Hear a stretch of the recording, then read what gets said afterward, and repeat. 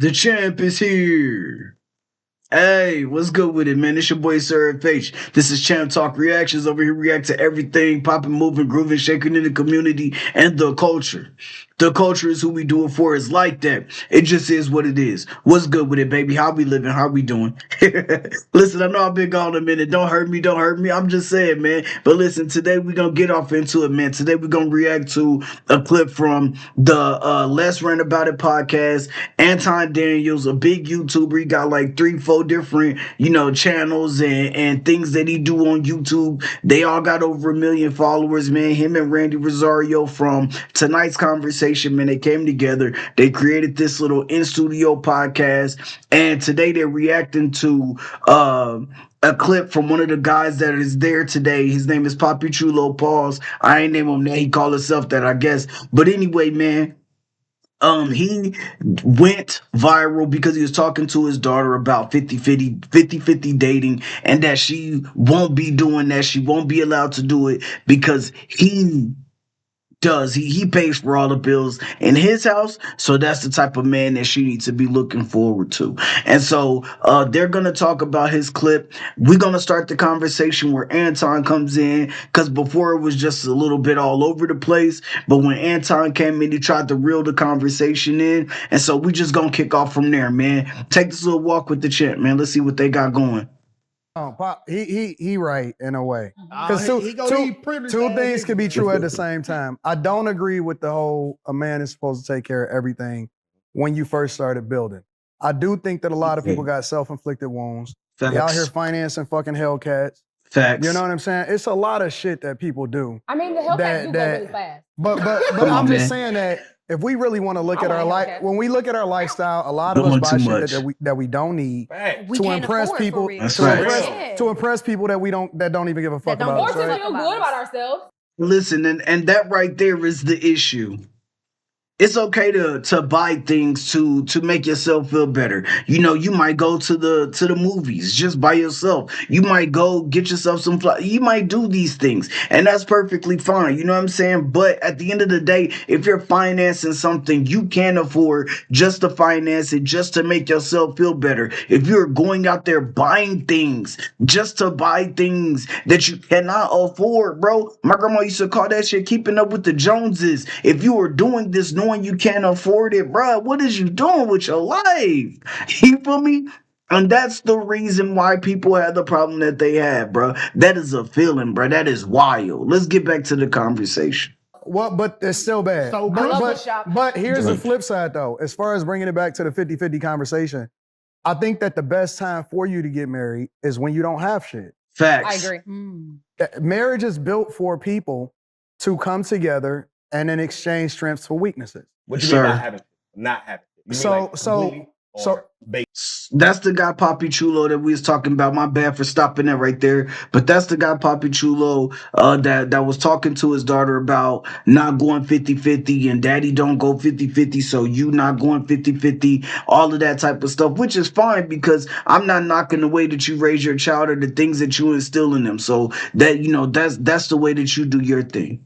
Even completely. So like, for example, I know that we like to say that a man shouldn't be in a position or he shouldn't even be dating until he has something. Right. But the problem with that is that we still do shit that you're not supposed to do outside of marriage. Facts. Like right? what? So, like having sex. Facts. Okay. All right. So, and having kids. Facts. And all of that other shit, right? But here's the key though. My bad. That's the thing, man. People are gonna people, right? And so it's hard to tell people. I know a lot of people tell them, yo, don't date, don't do this, don't do that until you are where you need to be. But people are gonna people, man. People gonna spend money, people gonna date, people gonna have sex, people gonna have kids, people gonna people.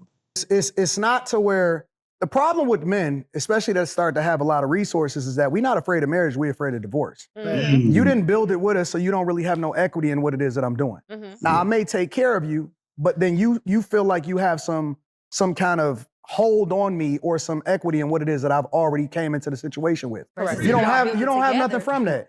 But if you was there from the inception, you feel right, and we built it together, which means that I'm gonna have some ups, I'm gonna have some downs. I came out of high school making $120,000 a year. Baller. But in 2007, I went completely broke and had to move back into my mom's basement. Didn't we all? But it's not a rap video. Come on, man. The ad libs is wild. Like it because this is in studio. You know what I'm saying?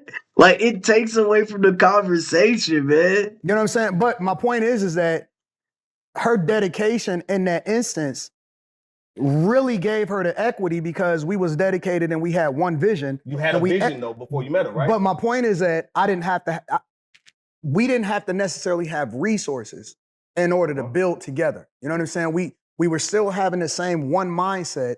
And as long as we were together, we were stronger together than we were apart. But did you have a vision before you met her? Yeah, because that's key. That's important. That's key. We need to know that. You can have little money, but if you got a vision and a blueprint. But that's additional context. That's the thing that he never put in his video. He never added any type of additional context. Like he never said, hey, if you get a man who is already at the point to where he want to be in life, then the 50-50 thing is out. He didn't say if you found a man while you was in college and y'all both got nothing, but he got a vision and he got a plan already for his life. He know where he want to go in life and he know what he want to do with his family. Then that is okay to be with that man. He never said that.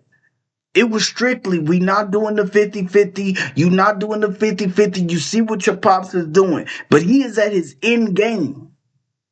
You have made it to where you wanted to make it in life. You feel me? You are not a young man in his 20s trying to have a family, trying to have a wife and trying to have kids. You are not, and trying to get your career off the ground. I'm not saying that that's right, but that's the situation for a lot of people. That's just the additional context, man. My point is that before we had a child, because she hasn't worked a regular job since we had a daughter. Right. So she ain't had no regular job since 16, since my daughter, 16 years ago. I know that's right, Rita girl. But here's the caveat. When we came together, she was working and she was willing to give me her whole check. She looked so no, real talk. Like hand me get a lump sum of money. Why did she have to do that? If I said she was willing to. But why would she have to? Because she didn't want the responsibility that men would. She was willing to fall under whatever vision that I had for the family. Got it. Right. So my point is, so she trusted him that much. Even though she was willing to give it to me, I didn't take it. But my point is that she was willing. My point is that she didn't have one foot in and one foot out. She was all in. 100%. Or she wasn't with me for what it is that I could do for her. But she then became the beneficiary of what it is that I built. Right. But all I'm saying is, I think that a lot of times we wait too long. And then that's when you start bringing all of this trauma into relationships. Yes. You can't unsee the person that you had problems with. We start to bring children into the situation and you don't have no equity and you don't really build with the person. I know her. I know when she walks in the door, I could tell whether or not she upset, feeling good, I don't have to talk to her. I already know it. Do you think you know her because you took away that stress of that 9 to 5? No, I know her because I've been with her for a long time. Man, you see that? So at the end right there, he was like, yo, you think because you took away her stress from her 9 to 5 job, like that she was good to go. Like, nah. So like Anton and his wife, they met, in high school. And then, he ended up doing this thing, but then they ended up coming back together when he was about 20. And I think they got married at 22 or 20, like something like that. So they've been married about 20. He's been married about 20 years now. But the fact is that, for about 4 years, she had to work. Now she worked for him. Now she worked for the family business and the company, which is cool. But at the end of the day, like, my thoughts about the video, man, is that you do have to find time, to talk to your children, to talk to your teenagers, man. You got to talk to them about dating, man. It's just real life. We can't let them go out there, just doing whatever, just because we want them to make the mistakes. It's cool. But we do got to give them some principles, some values, some morals to send them out here with so they are on the right track, man. So we can change some of these generational curses that we have, been in for a long time, all right? At the end of the day, man, I love talking to my daughter. I try to talk to my daughter personally just about anything, man. Anything, man. We have our car conversations. You know what I'm saying? Sometimes we just sit on the couch and have a little conversation. You know, sometimes we talk like while we eat. I just love to be able to talk to her, pick her brain, see what she's thinking, and I do talk to her about dating. I'm blessed right now. You know, because she's more focused on school and sports than she is dating right now. So I'm blessed in that area, right? But I know that the time is going to come where those things may switch. And what I would tell my daughter, what I would tell my daughter is to, if college is your goal, right? And you go to college, your first 2 years, focus nothing but on getting them grades to where you want them to be, keeping them there, and just straight up excelling academically. And then your junior, senior year, listen, I see it all the time. Your junior, senior year, you find your person because they're already probably in your preview. They're probably already in your network, your peer network. You talking about ASA, you talking about BSU, you talk if you on UCCS sisterhood. Shout out Sam, man. Listen, I'm just Amber, I'm just saying, man, and Camilla, I believe. So like all of y'all, I'm just saying, like this, there are so many different clubs, right? You're gonna have all of these different clubs. You got the Black Student Union, right? You got what else? You got the Black student engineers. Like you got all, so that person is probably there already. If you find them there, y'all are both on the same footing. Y'all should be going 50-50 at that time.